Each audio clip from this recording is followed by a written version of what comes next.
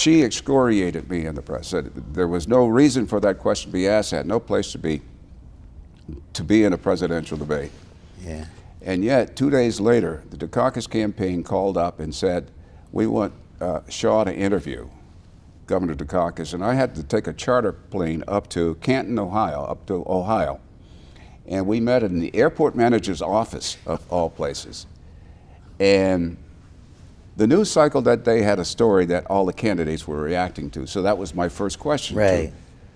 Camera's rolling, tape is rolling, and I asked the question relevant to a news story that day. Right. He said, he completely Yeah. erased my question, Yeah. swiped it away and said, Benard, you know, I've been thinking about that question you asked me. And Yeah. so that's the background. Wow. The other part of that is that Wow. the three female panelists tried to talk me, a fellow journalist, out of asking the question. We had a meeting in Ann Compton's hotel suite in the hotel, and we agreed that nobody would talk about the questions or what have you. But they said, can't you not mention Kitty Dukakis by name? Wow. And all three of them leaned on me in that meeting. And then when we had our walkthrough rehearsal for makeup and everything later that night at Pauley Pavilion where the debate was staged, they came at me again in the commission's office. Wow. And I said no. And I was really seething. I was so angry. Yeah. I was almost shaking. Yeah. Well, That somebody, a fellow journalist, Yeah. would lobby me not to ask a question. Yeah. And so Wow. Let's go to Baghdad. I don't have any Let's go to regrets Baghdad. whatsoever. And reporters with war, the reporter's always running to get there. Mm-hmm. With you, you're in Baghdad and the war breaks out.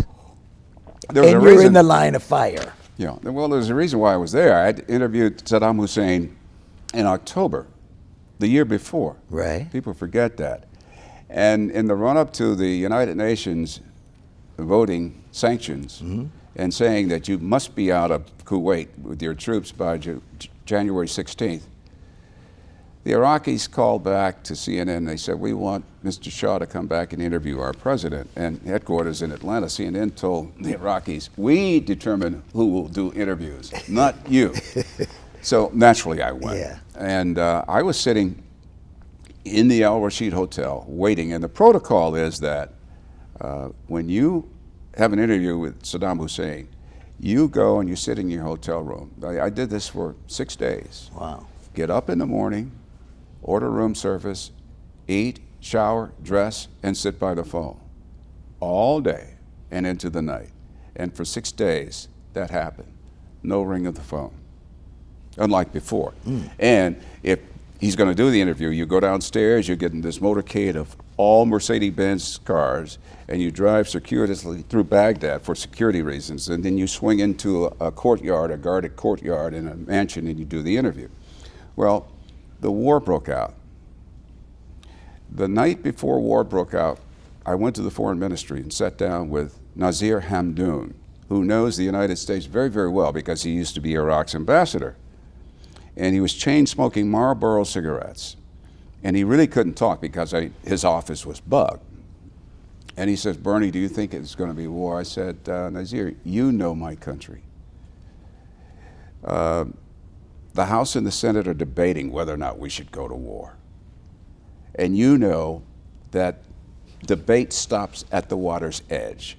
When American men and women are put on the ground, Congress stops debating and starts supporting. You know that. I said, your president thinks that this debate is going to deter President Bush, doesn't he? And he just sort of nodded like that. I would say, you know that's